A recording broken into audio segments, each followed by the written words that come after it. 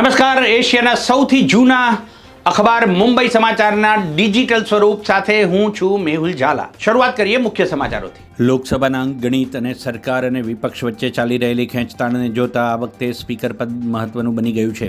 વડાપ્રધાન નરેન્દ્ર મોદીની આગેવાની હેઠળની એનડીએ સરકારના બે મુખ્ય ઘટક પક્ષો ટીડીપી અને જેડીયુ પણ આ રેસમાં સામેલ હોય તેવું લાગી રહ્યું છે। ટીડીપીના નેતા એન ચંદ્રબાબુ નાયડુ અને જેડીયુના નેતા નીતિશ કુમારને લાગે છે કે જો તેમની પાર્ટીને તોડફોડ કરવાનો પ્રયાસ કરવામાં આવશે તો સ્પીકરનું પદ તે સમયે જીવન વીમો હશે। ઇન્ડિયા ગઠબંધને પણ કહ્યું કે જો સ્પીકરનું પદ ટીડીપીને જાય તો તેઓ સમર્થન આપવા તૈયાર છે। દિલ્હી બાદ હવે હરિયાણામાં પણ કોંગ્રેસ અને આપના રસ્તા અલગ થઈ ગયા છે।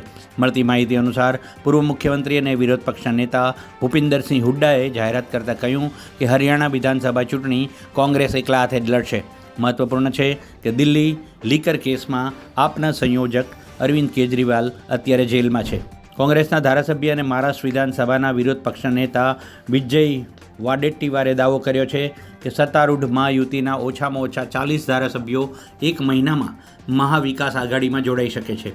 બીજી તરફ શિવસેના એટલે કે ઉદ્ધવ ઠાકરે જૂથના સંજય રાઉતે પણ કહ્યું કે શિંદે સેનાના સાંસદ અમારા સંપર્કમાં છે, યોગ્ય સમયે પત્તા ખોલવામાં આવશે। ગુજરાત વિધાનસભામાં આજે 5 ધારાસભ્યોએ શપથ લીધા, જેમાંના 4 કોંગ્રેસમાંથી આવ્યા હતા અને 1 અપક્ષ ધારાસભ્ય હતા।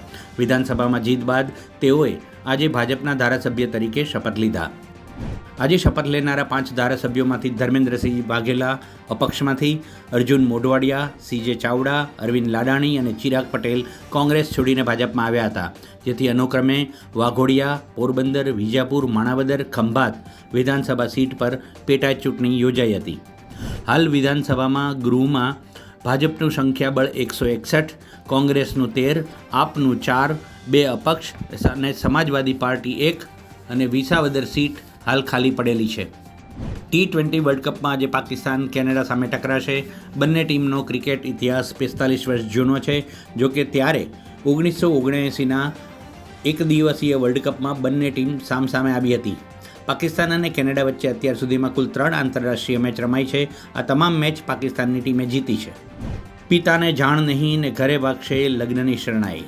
સોનાક્ષીના લગ્ન વિશે શત્રુઘ્ન સિન્હાએ કહ્યું કે આજકાલ બાળકો કંઈ પૂછતા નથી, તેને દુનિયાની બધી ખુશીઓ મળે। સિદ્ધુ મૂસેવાલાને અગાઉથી જ મૃત્યુનો આભાસ થઈ ગયો હતો। ગીતો દ્વારા આશંકા વ્યક્ત કરતો હતો। પિતાને કહ્યું હતું, પપ્પા તમારે હજુ ઘણું જોવાનું બાકી છે। તો આ હતા અત્યાર સુધીના લેટેસ્ટ સમાચાર।